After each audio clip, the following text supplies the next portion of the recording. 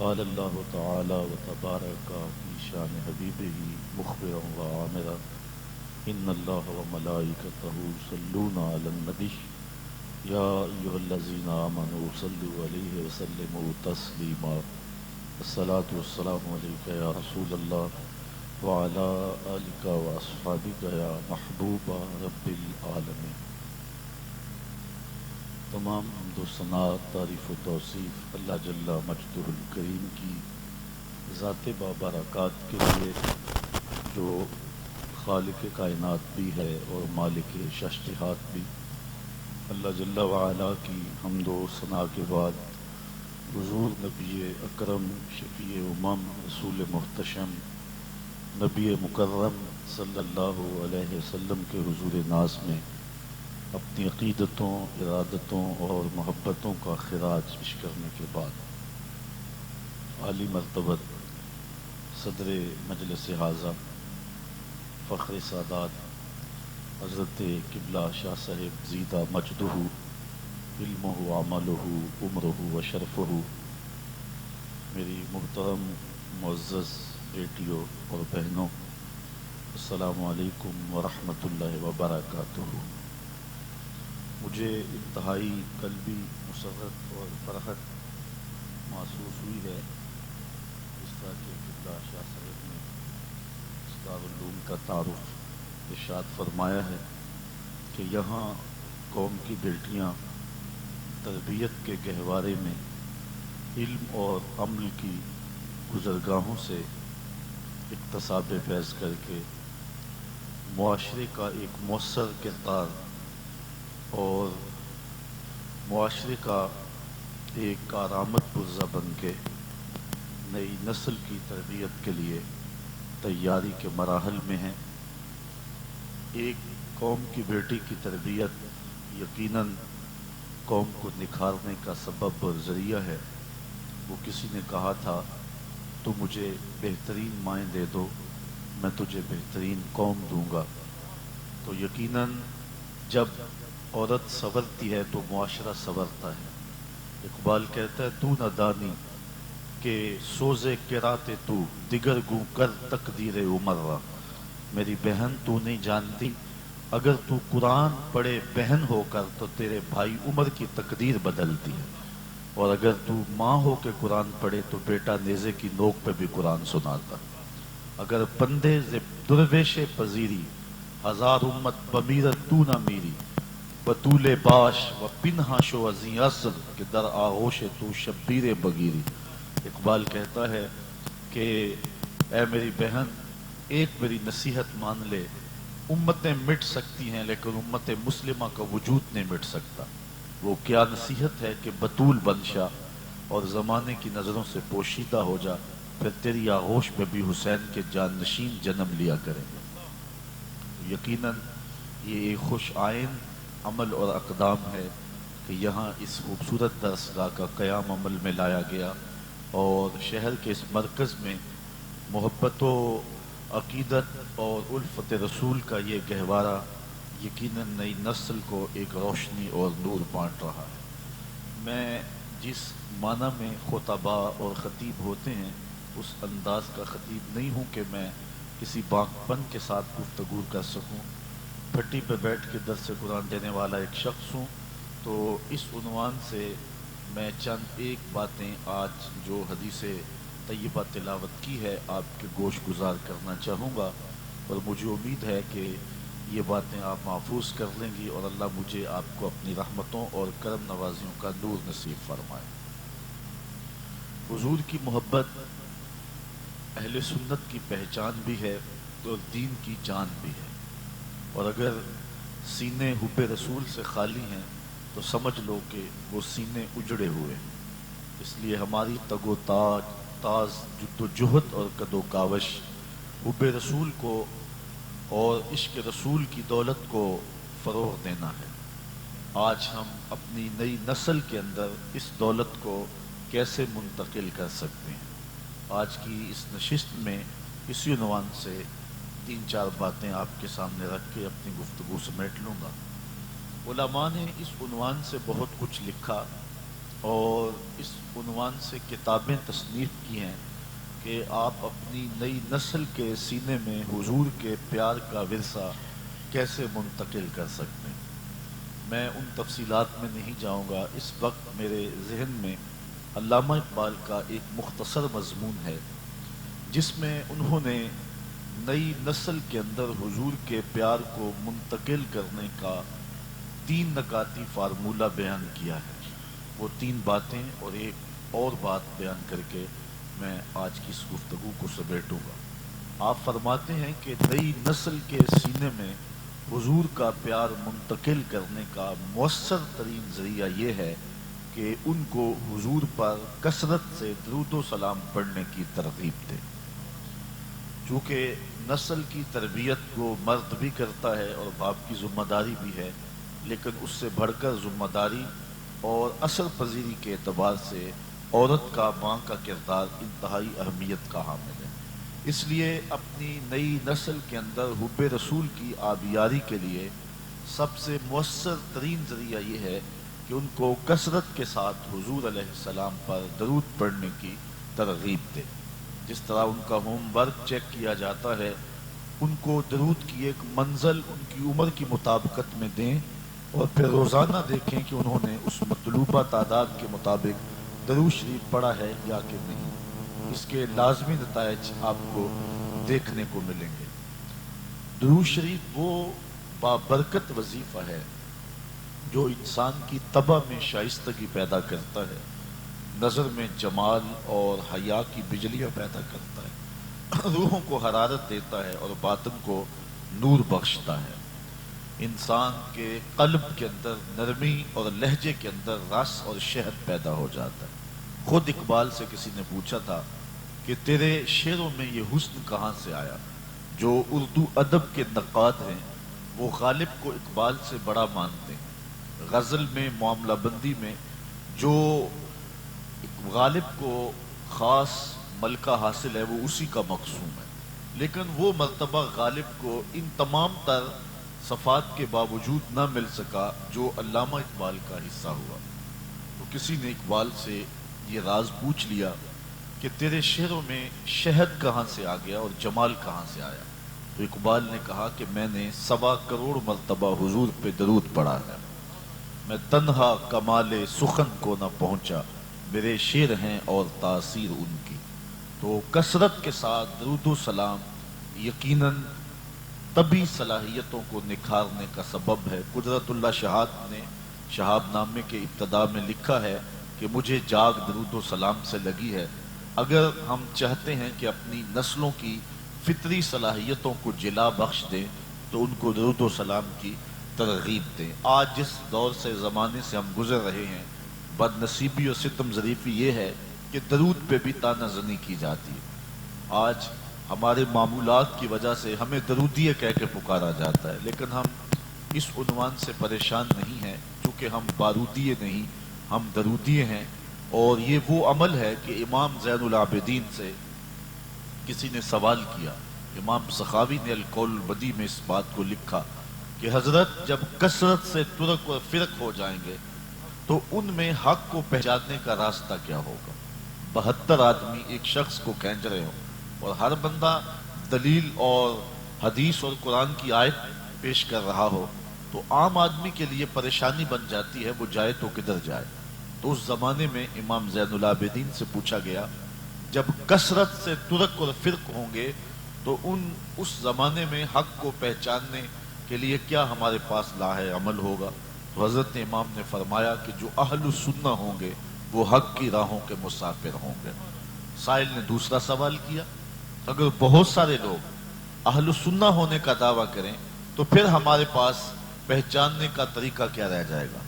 حضرت امام نے فرمایا من علامات اہل سنہ کثرت الصلاۃ علی رسول اللہ، اہل سنت کی من جملہ نشانیوں میں سے ایک نشانی یہ ہوگی کہ وہ کثرت کے ساتھ حضور پہ درود و سلام پڑھیں گے۔ سادے لفظوں میں یہ کہہ لیں کہ وہ درودیے ہوں گے، اس لیے ہمارے لیے یہ اعزاز کی بات ہے جس کو بطور طعنہ کہا جاتا ہے۔ تو کثرت کے ساتھ حضور پہ درود و سلام اگر آپ اپنی نئی نسل کو ترغیب دیں تو یقیناً اس سے ان کے سینے میں حضور کا پیار پیدا ہوگا۔ دوسری بات، کسی شخص کی محبت سینے میں پیدا کرنے کے لیے اس کے فضائل و مناقب بیان کرنے پڑتے ہیں، تو حضور علیہ السلام کے فضائل و مناقب نئی نسل کے سامنے رکھنے پڑیں گے، تب ان کے سینے میں حضور کا پیار پیدا ہوگا۔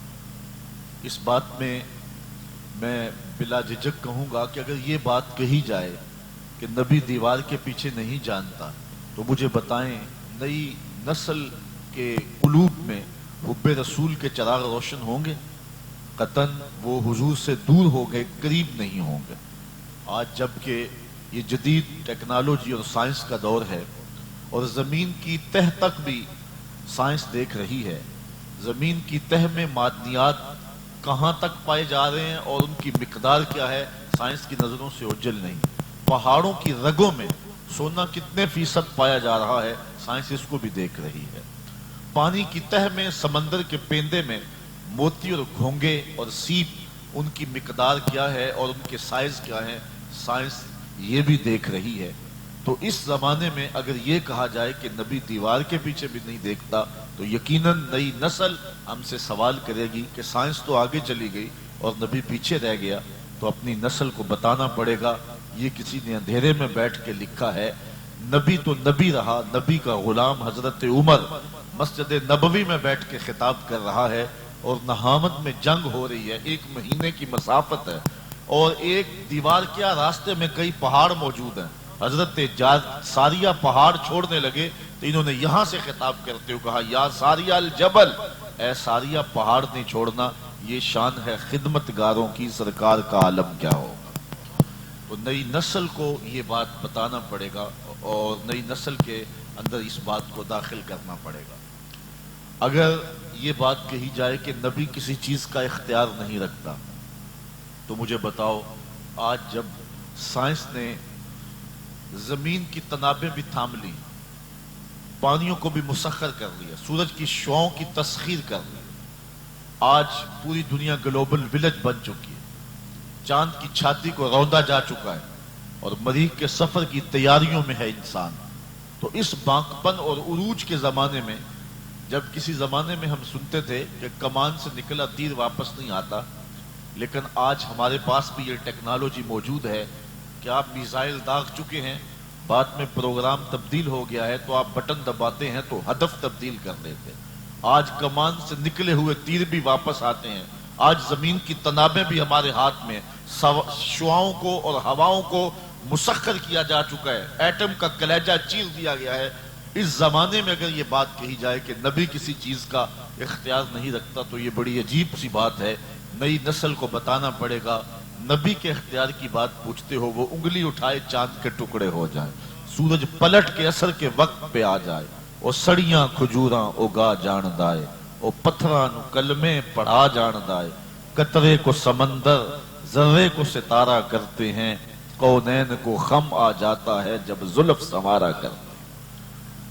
مشکات کی حدیث ہے، باب المعجزات اٹھائیں، ایک دیہاتی حضور کی خدمت میں حاضر ہوتا ہے، حضرت عبداللہ ابن عباس سے روایت ہے، اور عرض گزار ہوتا ہے، میں تو آپ کو اللہ کا نبی تب مانوں گا، حاضر العزق، یہ کھجور کا پکا ہوا خوشہ ٹوٹ کے آپ کی جھولی میں آ گرے۔ آقا کریم نے فرمایا تب تو مان جائے گا؟ اس نے کہا انکار کی گنجائش نہیں رہے گی۔ حضور کا اشارہ ہوا، گچھا ٹوٹ کے مصطفیٰ کریم کی جھولی میں آ گیا، ادھر گچھا پہنچا، ادھر اس کے لبوں پہ کلمہ جاری ہو گیا۔ اب ان کھجوروں کو بانٹا بھی جا سکتا تھا، صحابہ ساری زندگی فخر کرتے، ہم نے معجزے سے توڑی ہوئی کھجوریں کھائی ہیں، اور اس شخص کے ایمان لانے کی خوشی میں بانٹ دی جاتی، لیکن حضور نے ان کھجوروں کو نہیں بانٹا، جانتے تھے قرب قیامت میں نکلے ہوئے تیر واپس ہوں گے۔ حضور کھجوروں کے اس گچھے سے مخاطب ہوئے جو جھولی میں پڑا تھا، مخاطب ہو کے کہا تجھے جس کام کے لیے بلایا تھا وہ کام ہو گیا، اب واپس جا کے شاخ سے جڑ بھی جا۔ صرف توڑنا نہیں جانتے، جوڑنا بھی جانتے، چاند کے ٹکڑے نہیں کرنا جانتے، اصلی حالت میں پلٹانا بھی جانتے ہیں۔ تو اپنی نئی نسل کو یہ بات بتانی ہوگی، ان کے سینے میں حضور کا پیار پیدا ہوگا۔ تیسری بات، علامہ اقبال کہتے ہیں کہ انسان طبعاً جمال پسند ہے، حسن کی طرف اس کا میلان طبی طور پہ ہے، رجحان ہے، وہ کہیں بھی ہو انسان کو رجحان ہوتا ہے۔ تو پھر نئی نسل کو بتانا پڑے گا کائنات میں سب سے زیادہ ہنسی محمد عربی کی ذات ہے، اور کائنات کو حضور کے حسن کے تذکرے سنانے پڑیں گے، اور اپنی نئی نسل کے دلوں میں حضور کے پیار کی جوت جگانی پڑے گی۔ آئیے اس عنوان سے صرف ایک روایت عرض کر کے اپنے مضمون کو آگے لے جاؤں۔ صحابہ میں سب سے آخر میں جس شخص نے انتقال کیا ہے ان کا نام ہے حضرت ابو طفیل رضی اللہ تعالی عنہ۔ 110 ہجری میں انتقال ہوا ہے، حضور کا وصال ہوا 11 ہجری کے آغاز میں، اور ان کا انتقال 110 ہجری میں، حضور کے وصال کے 100 سال بعد بھی زندہ رہے ہیں۔ حج کا موسم ہے، حرم کا صحن ہے، کسی اونچی جگہ پہ کھڑے ہو کے حضرت ابو طفیل نے کہا لوگو آؤ، اس وقت روئے زمین پہ میرے علاوہ کوئی نہیں جس نے حضور کو دیکھا ہو۔ اس بات پہ ناز ہے نا کہ ہم نے حضور کی زیارت کی۔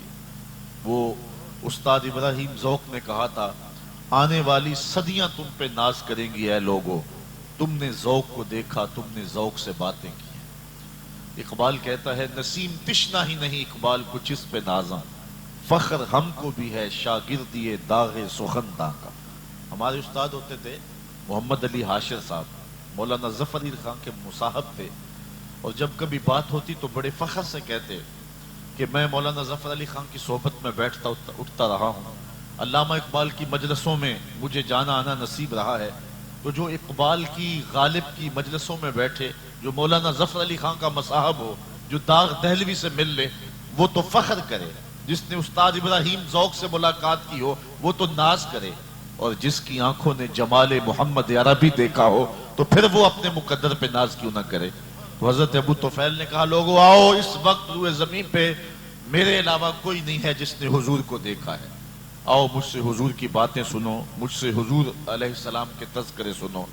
موسم حج کا تھا، لوگوں نے حج کے مسائل نہیں پوچھے، حضرت ابو طفیل سے تابعین نے کہا صف لنا رسول اللہ صلی اللہ علیہ وسلم، ہمیں حضور کا حلیہ بیان کر دو۔ تو حضرت ابو طفیل نے 3 لفظوں میں حضور کا حلیہ بیان کیا۔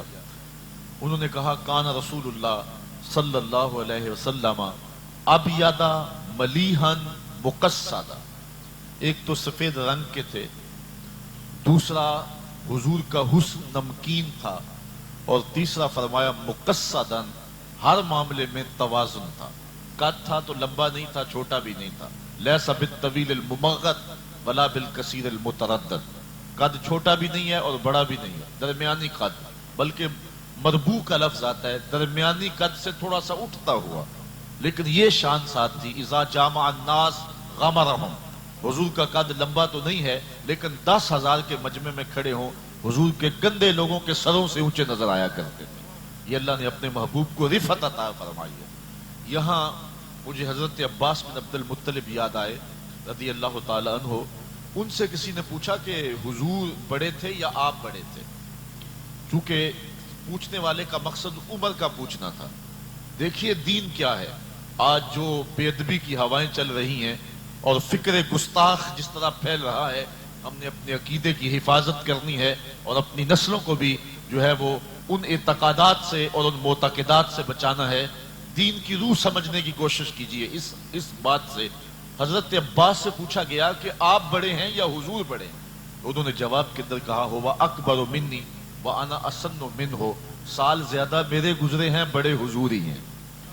یہ دین کی روح ہے۔ اگر آپ مجھے پوچھیں کہ دین کیا ہے تو مختصر وقت کے اندر میں یہ کہوں گا کہ دین ادب رسول کا نام ہے۔ اقبال کہتا ہے دی سراپا سوختن اندر طلب، انتہائش عشق آغازش ادب، طلب محبوب میں جلنے کا نام دین ہے۔ ادب سے شروع ہو جاتا ہے، عشق پہ ختم ہو جاتا ہے۔ جس دین میں ادب نہیں وہ دین نہیں، چاہے صحابہ کا ادب نہیں، چاہے اہل بیت نبوت کا ادب نہیں، چاہے اولیاء کا ادب نہیں، چاہے انبیاء کا ادب نہیں، چاہے ذات باری کا ادب نہیں۔ جس دین میں ادب نہیں ہے وہ دین نہیں ہے، دین نام ہی ادب کا ہے۔ حضرت امام مالک نے 40 سال حضور کے روضے پہ بیٹھ کے درس حدیث دی ہے، اور 40 سال میں ایک بار بھی ایسا نہیں ہوا کہ کتاب کے ورق کے پلٹنے کی آواز بھی پیدا ہونے کی۔ یہ دین ہے اور یہ دین کا مزاج ہے۔ تو کہا کہ کان رسول اللہ صلی اللہ علیہ وسلم ابیض ملیحا مقصدا۔ चौथी बात, हुजूर अलैहिस्सलातु वस्सलाम की सीरत नई नस्ल के सामने रखी जाए ताकि उनके दिलों में हुब्बे रसूल के चराग रोशन हो। अब हुजूर की सीरत के बहुत सारे पहलू, और किसी शख्स की सीरत को और किरदार को देखने के लिए उसके किरदार का और सीरत का कौन सा पहलू है जो इंतहाई नुमायां है। एक शख्स गाहक से हंस के बात कर रहा है तो इससे उसकी तबा की नरमी का अंदाजा नहीं किया जा सकता, उसकी कारोबारी मजबूरी हो सकती है। एक शख्स अपने अफसर से धीमे लहजे में बात कर रहा है तो उसको मुनकसिरुल मिजाज नहीं कहा जा सकता, उसकी दफ्तरी मजबूरी हो सकती है। किसी शख्स की ओरिजिनल हालत हम कैसे देख सकते हैं, तो आइए ये भी हुजूर से पूछते हैं। आका करीम अलैहिस्सलाम ने इरशाद फरमाया, खैरुकुम लिअहलिही व अना खैरुकुम लिअहली। तुम में से बेहतर वो है जो अपने अहले खाना के साथ बेहतर है, और मैं तुम में सबसे ज्यादा अपने अहले खाना के साथ बेहतर हूं। इसलिए किसी शख्स का अगर बीवी को देखना हो तो वो अपने शौहर के साथ और अपने खानदान के साथ कैसी है, उससे उसके अखलाक का पता चल सकता है। इसी तरह शौहर को देखना हो तो वो अपनी बीवी के साथ और अपने जो है वो अहले खाना के साथ, अपने बच्चों के साथ क्या रवैया रखता है, उससे उसके किरदार की झलक देखी जा सकती है। बहुत सारे लोग बाहर तो लोगों के साथ हंस हंस के बोलते हैं, लेकिन घर आके फिरौन बन जाते हैं। तो ये वो रूप है और ये वो सूरत है जिससे किसी की शख्सियत का असल रंग जो है वो मुलाहजा किया जा सकता है। आओ हुजूर अलैहिस्सलाम की सीरत के इस पहलू को देखें।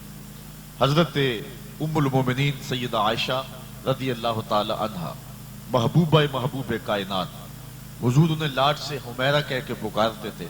फरमाती हैं, एक दिन हुजूर घर तशरीफ लाए और मैं आप खोरे में पानी पी रही थी। आका करीम अलैहिस्सलाम ने मुझे देख के फरमाया, आयशा थोड़ा सा पानी मेरे लिए भी छोड़ना।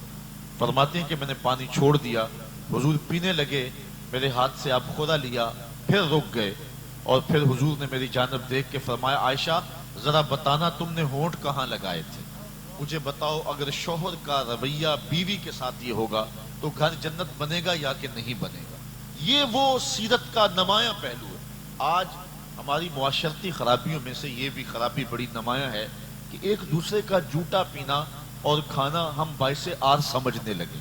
बिलखुसूस मर्द हजरात तो औरत का जूटा बाइसे नंगो आर समझने लगे, जबकि हुजूर की सीरत हमारे सामने किस तरह निखर के सामने आ रही है। आओ तुम्हें हुजूर की सीरत का एक रोशन वाक्य सुनाऊं जो हुजूर का एक मारूफ मोजज़ा भी है, उसमें सीरत का एक पहलू भी हमें नजर आ रहा है। हजरत अबू हुरैरा रज़ी अल्लाह ताला अन्हो जलीलुल क़द्र सहाबी हैं। बेटियां जानती हैं कि सबसे ज्यादा हदीसें उन्हीं से मरवी हैं। 5300 से जायद हदीस हजरत अबू हुरैरा ने रिवायत की हैं। कबीला दौस के फर्द हैं, यमन के रहने वाले हैं, लेकिन यहाँ आए तो सारी जिंदगी हुजूर के नाम लगा दी।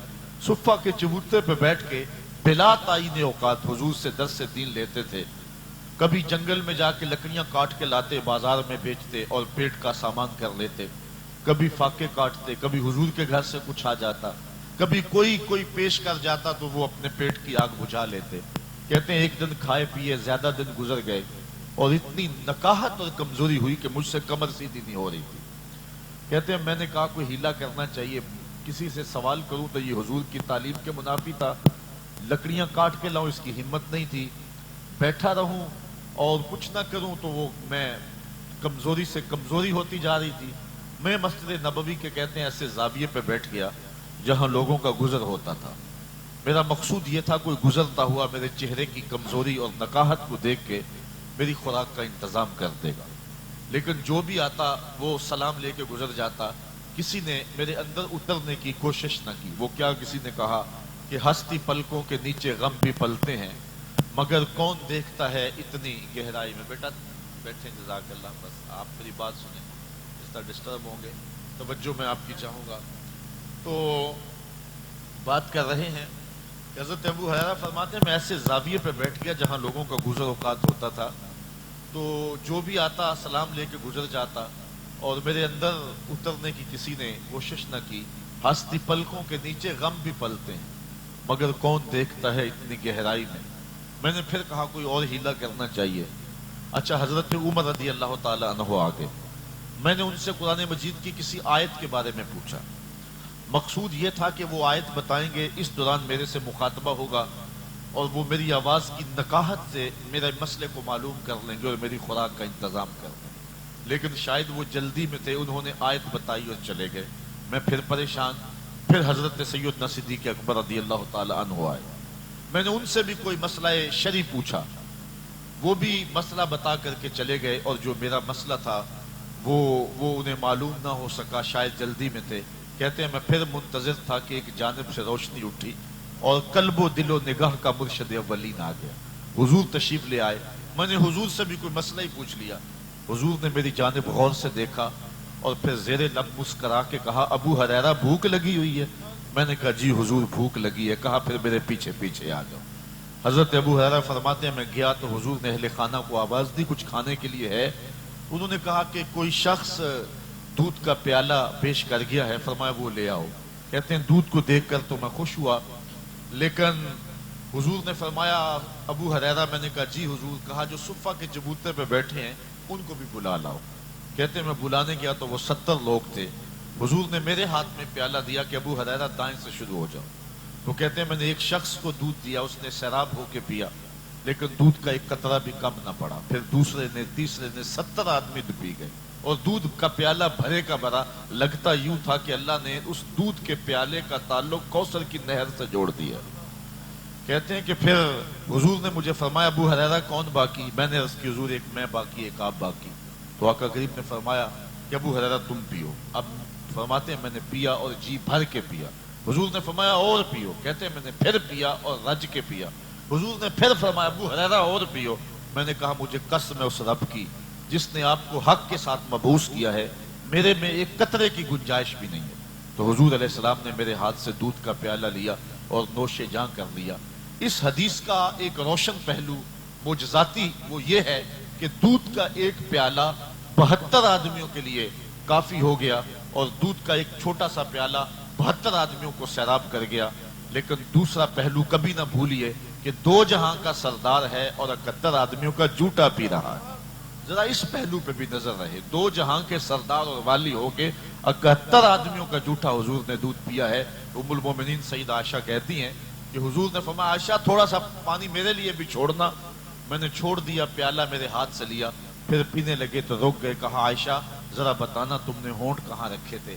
ام المومنین سیدہ عائشہ رضی اللہ تعالیٰ عنہ فرماتی ہیں کہ حضرت سیدہ خدیجۃ الکبریٰ رضی اللہ تعالیٰ عنہ کا اس انداز کے ساتھ حضور ذکر کیا کرتے تھے کہ میرا ان سے جو تعلق تھا ایک دن مجھ سے نہ رہا گیا۔ میں نے کہہ دیا حضور اللہ نے آپ کو بہتر ازواج دے دی ہیں، آپ اس بوڑھی عورت کا ذکر نہیں چھوڑتے جس کے ہونٹوں کے گوشے بڑھاپے کی وجہ سے رنگ بھی بدل گئے۔ تو حضور نے فرمایا اے عائشہ مجھے خدیجہ کے بارے تکلیف نہ دو، جب پورے مکے نے میرا انکار کیا تھا تو اس نے میرا اقرار کیا، تو میں اس کا تذکرہ کیسے چھوڑ سکتا ہوں؟ اور سنو تاریخ میں ایسی دوسری مثال نہیں ملے گی۔ حضرت خدیجۃ الکبریٰ کا جب آخری وقت آیا تو انہوں نے اپنی بیٹی حضرت سیدہ فاطمہ الزہرا رضی اللہ تعالیٰ عنہ سے کہا کہ جاؤ جا کے حضور سے چادر رحمت مانگ کے لاؤ۔ سیدہ حاضر ہوئی، حضور نے پوچھا بیٹا اپنی ماں سے پوچھو چادر کیا کرنی؟ تو حضرت فاطمہ رضی اللہ تعالیٰ عنہ پوچھنے آئی تو حضور بھی پیچھے آ گئے۔ سیدہ خدیجہ کا بدن بخار سے تپ رہا تھا، عرض کی حضور یہ دیکھیے مجھے بخار ہے اور مجھے لگتا ہے یہ میرا بخار جان لیوا ثابت ہوگا، میں نے چادر اس لیے منگوائی ہے کہ اس چادر سے مجھے کفن دیا جائے، اندھیرے میں بیٹھ کے عقیدے نہ گھڑے جائیں، عقیدے وہی رکھے جائیں جو نبی کے گھر والوں کے۔ سیدہ خدیجہ کا عقیدہ یہ ہے حضور کے بدن سے چھوئی ہوئی چادر کفن کے لیے مل جائے تو بخشش کی ضمانت ہے۔ تو کہا کہ حضور میں نے چادر اس لیے طلب کی ہے۔ سنو پھر حضور نے کیا کہا، پوری کائنات میں اس کی دوسری مثال نہیں ملے گی۔ حضور کی آنکھوں میں اشک تیرنے لگے اور حضور روتے ہوئے فرمایا خدیجہ تو نے چادر مانگی ہے، لو اردت جلدی لآتیتک، اگر تو میری جلد بھی مانگ دی وہ بھی اتار کے دے دے۔ تو یہ وہ حضور کی سیرت کے روشن پہلو ہیں، اور حضور کی سیرت کا وہ جمال ہے کہ کائنات میں اس کی دوسری مثال نہیں ہے۔ ایک شخص نے یورپ میں اسلام قبول کیا، اسے پوچھا گیا کہ اسلام کی کس قدر نے تجھے متاثر کیا؟ تو اس نے کہا سیرت کا ایک واقعہ میری ہدایت کا سبب بن گیا۔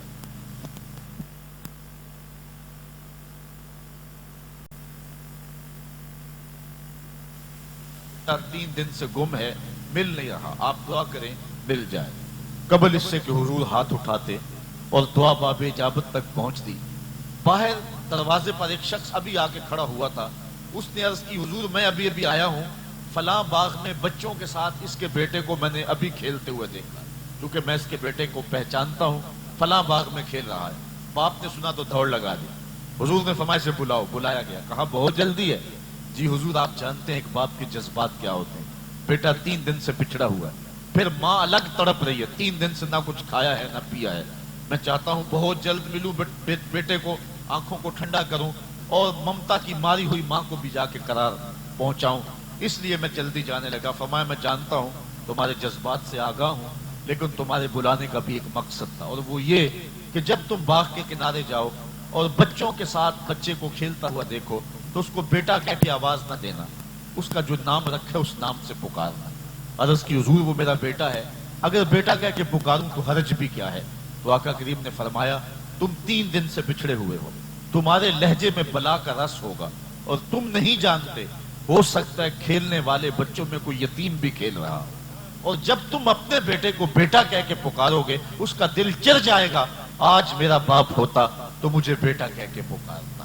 اس لیے فرمایا یہ شوق گھر جا کے پورا کر لینا، بچوں کے سامنے اپنے بیٹے کو بیٹا بھی کہہ کے نہیں پکارنا، یہ میرے رسول کی سیرت ہے۔ ہمیں تو حضور نے یہ بتایا ہے کہ بیوہ کے سامنے اپنی بیوی سے پیار نہ کرو، غریب کے سامنے اپنی دولت کی نمائش نہ کرو، یہاں تک فرمایا اپنے گوشت کی خوشبو سے غریب ہمسائے کو تکلیف نہ دو، یا تو تھوڑا سا پانی زیادہ ڈال لو اور شوربے کی ایک پیالی ہمسایوں کے گھر بھی بھیج دو، اور اگر ایسا نہیں کر سکتے تو ایسے زاویے میں کھانا پکاؤ جب غریب کے بچے سو چکے ہوں، کیونکہ غریب کے بچوں نے ضد کر لی، ان کا غریب ماں باپ ان ضد کو پورا نہ کر سکا، ان بلکتے ہوئے بچوں کو چپ کون کروائے گا؟ وہ کیا کسی نے کہا تھا دوپہر کو سلا دیتی ہے بچوں کو وہ اس ڈر سے گلی میں پھر کھلونے بیچنے والا نہ آ جائے۔ کاش کے معاشرے کے ان دکھتے ہوئے زخموں کو ہم نے دیکھا ہوتا اور حضور کی سیرت کے نور میں زندگی گزارنے کا ڈھب ہم نے اپنایا ہوتا۔ ہم نے اپنی نئی نسل کو اور اپنی قوم کو یہ جذبے دینے ہیں، ان کے سینے کے اندر قوم کا امت کا درد پیدا کرنا ہے، اور ان کے عقائد کی بھی حفاظت کرنی ہے اور ان کے اخلاقیات کی بھی حفاظت کرنی ہے۔ ایک اچھی پاکیزہ خوبصورت درد مند قوم بن کر کے معاشرے کے اندر جو ہے وہ قدم رکھے تو معاشرہ خود بخود تبدیل ہوگا۔ معاشرے اللہ دین کے چراغوں سے نہیں بدلا کرتے، یہ محنتوں سے، کوششوں اور کدو کاوش اور جو ہے وہ شدت کی محنتوں کے ساتھ معاشرے تبدیل ہوا کرتے ہیں۔ آپ کا یہ اجتماع، یہ دارالعلوم، یہ کدو کاوش، شاہ صاحب کی شبانہ روز محنتیں، یہ معاشرے کو تبدیل کرنے کی طرف ایک قدم ہے، اور انشاءاللہ یہ قدم اٹھتے رہیں گے تو معاشرے کے اندر صالحیت کا نور پھیلتا رہے گا۔ میں اس مبارکباد کے ساتھ کہ اللہ تعالیٰ اس دارالعلوم کو قیامت تک آباد رکھے اور ہماری نسلیں بھی ان سے شاداب اور سیراب ہوتی رہیں، اور اس کا فیضان 4 داغ عالم میں پھیلے، اور اللہ شاہ صاحب کا، ان کے خاندان کا سایہ تا دیر اہل سنت کے پہ قائم اور باقی رکھے۔ اپنی گفتگو کو سمیٹتا ہوں۔ کار ما آخر شدو آخر زیما کار نشد، مشت خاک ما غبارے کوچائے یار نشد، و آخر دعوانا ان الحمدللہ رب العالمین۔ الحمدللہ رب العالمین والصلاة والسلام علی سید الانبیاء والمرسلین۔ اے مالک اٹھے ہوئے ہاتھ پھیلی ہوئی جولیاں رحمتوں سے بھر دے، بخت کی بہاریں نصیب کر دے، مقدر کی خزائیں رخصت فرما، اس درس گاہ کو عبدالآباد تک قائم فرمانا۔ اے اللہ یہاں پڑھنے والی بیٹیاں اور پڑھانے والی مائیں بہنیں، اے اللہ سب کو جزائے جزیل عطا فرما، دنیا دین کی بہاریں سب کا مقصوم فرما۔ اے اللہ اپنے خاص کرم سے ان بچیوں کی حفاظت فرما، ان کو دنیا دین میں سرخرویاں اور عزت نصیب فرمانا۔ اے اللہ زندگی کے مراحل میں ہر پریشانی سے محفوظ و مامون فرمانا۔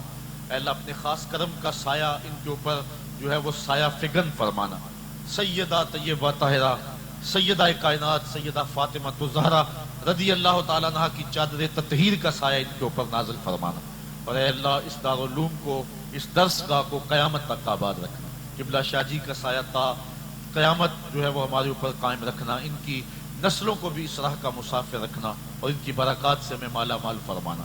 اے اللہ اس علاقے کو اپنے خاص حفظ و امان میں رکھنا، میرے وطن کی خیر فرمانا، بلوچستان اور کراچی کے حالات کو درستگی کا نور عطا فرمانا۔ اے میرے مالک اس ملک میں امن کے سویرے طلوع فرمانا، یہاں حق والوں کا بول بالا فرمانا، دنیا دین آخرت کی بہاریں ہم سب کا مقدر کرنا، پوری دنیا کے مسلمانوں کو کھویا ہوا بیکار دینا، کابل، کندھار، قلعہ جنگی، دشت لیلا، تورا بورا، تکریر، موصل، بغداد، القدس، کشمیر، غزہ، جہاں جہاں امت مسلمہ جبر و ظلم کی باہوں میں کسی کرا رہی ہے، نجات عطا فرما۔ وصلی اللہ تعالی علی النبی الامین وآلہ وصحبہ اجمعین برحمتہ۔